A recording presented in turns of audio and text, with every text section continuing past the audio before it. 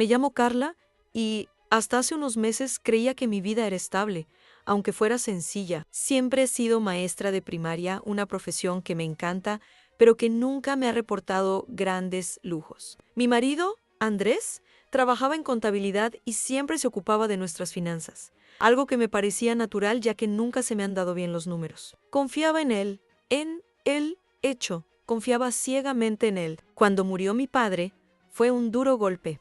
Era un hombre de pocas palabras, pero con un corazón enorme, de los que demuestran amor con pequeños gestos. Siempre decía que no podía dejarme una fortuna, pero que se aseguraría de que tuviera algo para ayudarme si lo necesitaba. Al principio, mi pena no me dejaba pensar en ello. Fue mi madre quien, unos días después, me recordó la cuenta que había dejado a mi nombre. Un dinero que, aunque modesto, podría sacarme por fin del agujero.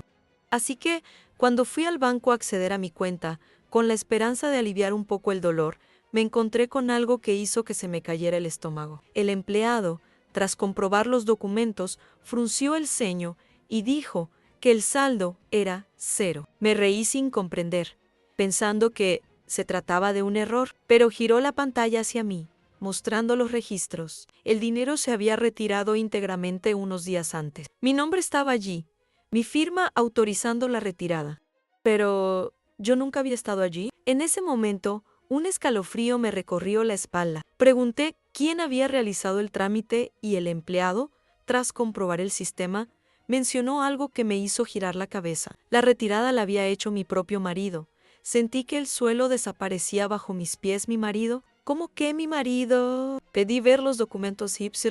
Allí estaba mi firma, perfectamente copiada, como si yo misma hubiera estado allí. Pero yo sabía que no era así.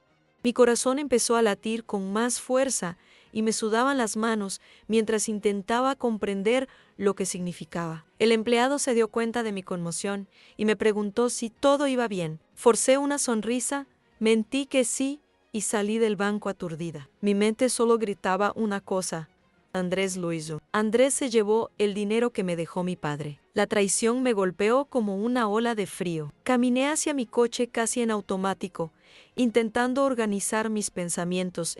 Siempre le había dejado llevar nuestras cuentas. Decía que era más práctico, que yo ya tenía suficiente trabajo y no necesitaba preocuparme por los números. ¿Cuántas veces firmé papeles sin siquiera leerlos?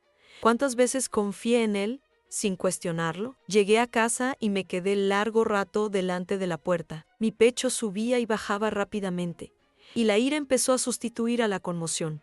Respiré hondo antes de girar la llave. Dentro, todo parecía normal. Andrés estaba en el sofá, con las piernas cruzadas, jugueteando con el móvil, como si no hubiera pasado nada. Le miré y sentí que se me hacía un nudo en la garganta. Hoy he ido al banco, le dije, intentando mantener la voz firme. Levantó los ojos hacia mí, sin mostrar ninguna reacción, como si hubiera estado esperando esta conversación. ¿Sí? ¿Y todo ha ido bien?, preguntó con un tono despreocupado que me dio ganas de gritar. Se me revolvió el estómago. Lo sabía que me enteraría y, lo que es peor, parecía que ya tenía preparada una respuesta. Me senté en el sillón frente a él, sintiendo que todo mi cuerpo temblaba de indignación. El dinero no está, Andrés, le dije. Mirándole fijamente, no apartó la mirada. Soltó un suspiro e inclinó la cabeza hacia un lado, como si intentara decidir qué decir. Se ha ido, repitió, fingiendo confusión. Fue entonces cuando me di cuenta, no iba a admitirlo. Iba a intentar hacerme dudar, darme cuerda con palabras bonitas, como siempre hacía. Al principio no sumé 2 más 2, pero ahora lo sé. Falsificashi mi fikmau. Cogiste el dinero que me dejó mi padre. Mi voz salió temblorosa pero firme. Vi pasar una sombra por su rostro. No era culpa ni arrepentimiento. Era irritación, como si yo fuera un inconveniente. Cerró los ojos un segundo antes de levantarse. Vamos, Carla. Sabes que cuido nuestro dinero. Tú no entiendes de estas cosas. Necesitábamos pagar facturas e hice lo necesario, dijo, metiéndose las manos en los bolsillos, como si fuera tan sencillo, como si él tuviera derecho a decidir por mí. La frialdad de su voz me abofeteó. No era un error, un desliz era un patrón. ¿Cuántas veces había tomado decisiones por mí sin que me diera cuenta? ¿Cuántas veces me había hecho creer que no era capaz de manejar mis propias finanzas? Era mi dinero, Andrés, repliqué, poniéndome también en pie. Fue lo último que me dejó mi padre. Se rió, corto y seco. Siempre exageras. El dinero ya no está. No tiene sentido montar una escena. Se me aceleró el corazón. Era la primera vez que me daba cuenta de quién era el hombre con el que me había casado. La ira ardía en mi interior, pero debajo de ella había algo peor, una sofocante sensación de impotencia. ¿Cómo pude estar tan ciega? ¿Cómo no me di cuenta de que, durante todos estos años, Andrés me había estado manipulando, tratándome como a un niño incapaz de ocuparse de su propia vida? El dinero era solo la punta del iceberg. Volví a sentarme, tratando de no dejar que mis emociones se apoderaran de mí. Quiero ver los extractos de nuestras cuentas ahora mismo. Mi voz sonó grave, pero firme. Se cruzó de brazos y dejó escapar una risa libertina. Carla, ¿para qué nunca te habías molestado en esto? Me hirvió la sangre. Me estaba diciendo en términos inequívocos que pensaba que yo era estúpida. Enséñame las facturas, o mañana iré al banco y te lo pediré todo yo misma. Espeté, esta vez, algo cambió en sus ojos. Una chispa de irritación se convirtió en una sombra de preocupación. No contestó de inmediato. Cogió el móvil, tecleó algo rápidamente y se sentó a la mesa, mirándome de una forma que me erizó la piel. Si quieres jugar a los detectives, está bien, dijo, deslizando el aparato hacia mí. Pero te sugiero que lo pienses bien antes de seguir adelante con esto. Cogí el teléfono, confusa. En la pantalla había una foto de nosotros sonriendo en una cena familiar. No lo entendí enseguida, hasta que deslizó el dedo hacia un lado, otra foto y otra más. Yo en casa, yo en el colegio donde trabajo, yo en el supermercado, fotos tomadas sin que yo lo supiera. Mis dedos se congelaron mientras sostenía el dispositivo. ¿Qué es esto, Andrés? Casi me falla la voz. Se inclinó sobre la mesa, con los ojos fijos en mí. Esto es solo un recordatorio, dijo, con una calma que me produjo un escalofrío. Tienes una vida tranquila, Carla. Que siga siendo así. Se me revolvió el estómago. No se trataba solo de dinero, nunca lo fue. Andrés me controlaba de una forma de la que no me había dado cuenta hasta ahora. Esas fotos... ¿Cuánto tiempo llevaba haciéndolo? ¿Cuántas veces me había seguido sin que me diera cuenta? Me temblaban los dedos al recorrer la galería, mirando imágenes de meses atrás, algunas tomadas de noche, otras por la mañana. Cuando salía de casa, sin darme cuenta de que me vigilaban, la última imagen me heló hasta los huesos yo durmiendo. La tenue luz de la lámpara iluminaba mi cara, y la imagen estaba tan cerca que se podía ver la curva de mis párpados cerrados. Los mechones sueltos de mi pelo sobre la almohada me entraron ganas de vomitar. Dejé caer el móvil como si me hubiera quemado la piel. Andrés sonrió. ¿Ves?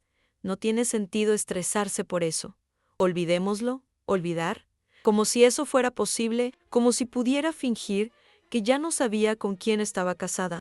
Me levanté por impulso, sintiendo que el corazón me latía con fuerza. Necesitaba salir de allí, necesitaba respirar, pero su presencia me lo impedía. Siempre has sido una ingenua, Carla, continuó, apoyando los codos en la mesa. Solo hago lo que es mejor para nosotros. No entiendes por qué siempre has vivido en tu pequeño mundo, pensando que la gente es buena. Las palabras me golpearon como una bofetada. Tenía razón en una cosa. Era demasiado confiada, pero ya no iba a ser así. Respiré errando, forzando la voz. Quiero que me devuelva el dinero.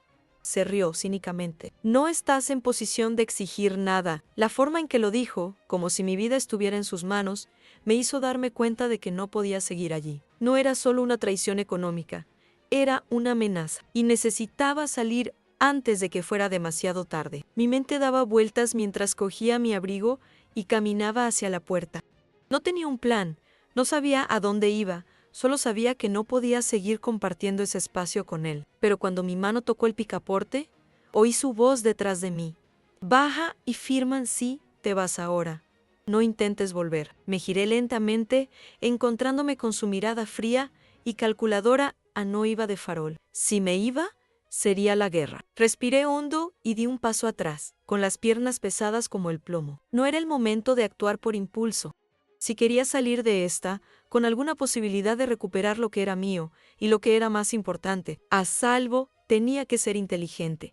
Me senté en el sofá, fingiendo cansancio. Vale, Andrés, murmuré, olvidémoslo por hoy. Me analizó durante unos segundos antes de encogerse de hombros y dirigirse a la cocina, satisfecho. Estuve despierto toda la noche, escuchando cada ruido, cada movimiento que hacía. En un silencio mi mente se llenaba de recuerdos que antes parecían triviales, pero que ahora cobraban sentido. Las veces que me sugirió que dejara mi trabajo porque él se encargaría de todo. Las facturas que nunca veía, las decisiones que tomaba solo, la forma en que siempre sabía dónde estaba. No tenía control sobre nada en mi propia vida. Y eso tenía que cambiar. Cuando empezó a salir el sol, ya tenía un plan, necesitaba salir de allí, pero sin que él se diera cuenta. Cogí el móvil y con la mano temblorosa, envié un breve mensaje a mi madre: necesito verci. No le digas nada a Andrés. Si había alguien en quien aún podía confiar, era en ella. La mañana transcurrió lentamente. Cada segundo parecía una eternidad. Andrés no parecía darse cuenta de mi inquietud, como si todo fuera bien. Me sentía como una extraña en mi propia casa, observando cada uno de sus movimientos, cada palabra que decía. Pero al mismo tiempo, crecía la sensación de que él ya sabía que algo pasaba, como si estuviera esperando a que yo actuara. Cuando llegó la tarde, aproveché para salir de casa, diciendo que iba al mercado. Se limitó a asentir, sin levantar los ojos del periódico. Tenía el estómago hecho un nudo, pero sabía que era mi única oportunidad de actuar. Cogí la llave del coche y conduje hasta el centro de la ciudad, parando delante de la casa de mi madre. Estaba en la puerta, con expresión preocupada. «Carla, ¿qué ha pasado?», me preguntó nada más verme. La abracé con fuerza, como si con ello intentara quitarme la presión que me asfixiaba. «Mamá, yo no sé qué hacer. Andrés cogió el dinero de la herencia, falsificó mi firma y ahora me falló la voz y las palabras se me atascaron en la garganta». Ella me miró con los ojos muy abiertos, pero no dijo nada. Sabía que necesitaba tiempo para asimilarlo. Nos sentamos en la cocina y le conté todo lo que había descubierto. Lo que más me consumía, en el fondo, no era el dinero, sino darme cuenta de que me había manipulado durante años, que me había dado una vida falsa, basada en la mentira y el control. Al final, mi madre puso su mano sobre la mía. «Tienes que ser fuerte, hija. Intentará hacerte dudar, intentará controlarte aún más, pero no se lo permitas». Tras un largo silencio, mi madre me miró con expresión seria. «Si quieres dar el siguiente paso, vas a tener que hacer algo que él no espera. Vas a tener que actuar rápido, Carla». Sabía que tenía razón. No podía esperar más. No podía permitir que Andrés controlara mi vida como una pieza de ajedrez. Decidí que lo enfrentaría de una manera diferente, más inteligente. Al salir de la casa de mi mamá, me detuve en la esquina y respiré hondo. Tenía que tener cuidado, pero ahora sabía exactamente qué hacer. Fui directamente al banco, donde tenía todo lo que necesitaba para resolver el problema. El empleado, un hombre mayo R, me miró sorprendido cuando le mostré los documentos. «¿Estás seguro de lo que pide?», me preguntó, claramente incómodo. «Sí», respondí con firmeza, observando su rostro. Dudó un momento, pero luego empezó a teclear en el ordenador. El banco tenía registros de todas las transacciones, y en uno de ellos estaba la firma con la que Andrés había retirado el dinero. Les pedí que imprimieran los extractos, uno por uno, mientras mi corazón se aceleraba. No sabía qué haría cuando se enterara de que había ido allí, pero ya no me importaba. Con lo que tenía en mis manos, no podría volver a manipularme. Me senté en una silla del banco, esperando, papeles en mano, la inevitable confrontación que estaba por llegar. Cuando volví a casa, el ambiente estaba lleno de una tensión palpable. Andrés estaba en el salón, sentado en el sofá viendo la televisión, pero yo sabía que me estaba observando. No dijo nada cuando me quité la chaqueta, pero sentí su mirada clavada en mí. Di un paso adelante y me acerqué a la mesa donde estaba sentado. Sin decir una palabra, coloqué uno a uno los extractos bancarios sobre la mesa. Miró los papeles y por un momento sus ojos se entrecerraron, como si tratara de entender lo que estaba pasando. «¿Qué es esto, Carla?», preguntó con una sonrisa nerviosa, tratando de disimular su tensión. «Sabes muy bien lo que es», respondí, con voz firme. Andrés respiró hondo y por un momento pareció que iba a levantarse e intentar negarlo todo. Pero entonces se dio cuenta de que yo ya no estaba dispuesta a tragarme sus mentiras. «No deberías haber hecho eso», Carla dijo, con la voz baja, casi imperceptible, pero con una amenaza velada. «¿No entiendes lo que estás haciendo?» Ya no sabía si intentaba convencerme o intimidarme, pero una cosa estaba clara: estaba perdiendo el control. «Ya no intento entender nada, Andrés. Lo que has hecho es inaceptable y ahora vas a pagar por ello». La frase salió con una fuerza que ni siquiera yo había esperado, pero sentí como si por fin se me quitara de encima el peso de años de manipulación. El aire parecía denso, pesado, como si todo estuviera a punto de derrumbarse. Andrés permaneció en silencio. Su rostro atravesaba un abanico de emociones. Pude ver que en sus ojos empezaba a aparecer la ira, pero también una pizca de miedo. Sabía que estaba decidido a llegar hasta el final, pero no iba a ser fácil. Se levantó despacio, mirando fijamente las declaraciones, como si tratara de encontrar un resquicio en todo esto, una forma de salirse con la suya. «No vas a hacer nada, Carla», dijo con una sonrisa forzada. «Siempre supe que algún día lo descubrirías. Pero no podrás acabar conmigo. No con pruebas como esas. Ya lo sabes». Lo que él no sabía era que yo estaba preparada. Con un rápido movimiento, saqué el móvil del bolso y le enseñé la foto de la firma falsificada, la misma que aparecía en el banco.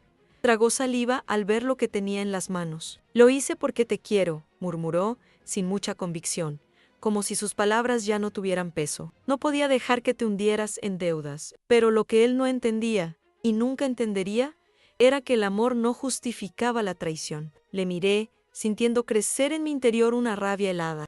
Ya no me importaba la razón, la explicación. Solo sabía que había cruzado una línea de la que no habría retorno. «Vas a pagar por todo esto, Andrés. Por mucho que intentes controlarme, voy a hacer justicia. Y si eso significa alejarme de ti para siempre, eso es lo que va a pasar». El ambiente en la casa era insoportable. Andrés no dijo nada más, solo se quedó de pie con los puños cerrados, tratando de procesar lo que estaba sucediendo. Sabía que intentaba calcular sus próximos movimientos, pero el poder que tenía sobre mí se desmoronaba ante mis ojos. Ya no tenía miedo. Cuando por fin habló, su voz era una mezcla de frustración y arrepentimiento. «Te arrepentirás», Carla dijo, más débil, casi como una amenaza que ya no tenía fuerza. No respondí. El silencio se prolongó, mientras él parecía buscar una forma de eludir la situación. Pero la evidencia estaba delante de él, clara como el día. Finalmente, sin decir nada más, se dio la vuelta y entró en el dormitorio. Me quedé allí de pie, inmóvil, sosteniendo aún las declaraciones y la foto de la firma. El tiempo parecía pasar lentamente y por un momento me pregunté si había tomado la decisión correcta. Pero pronto me di cuenta de que, dijera lo que dijera, yo tenía el control. Andrés ya no podía manipularme. A las 10 de la noche, cuando por fin regresó de su intento de revertir la situación, vi que estaba diferente. Algo en su postura había cambiado, como si supiera que no había escapatoria. Me miró por última vez y me dijo, sin emoción: «Haz lo que tengas que hacer». A la mañana siguiente, Andrés no estaba en casa. La cama estaba hecha, pero su ausencia era palpable, como si hubiera desaparecido de repente. La sensación de alivio fue inmediata, pero al mismo tiempo, un vacío se apoderó de mí.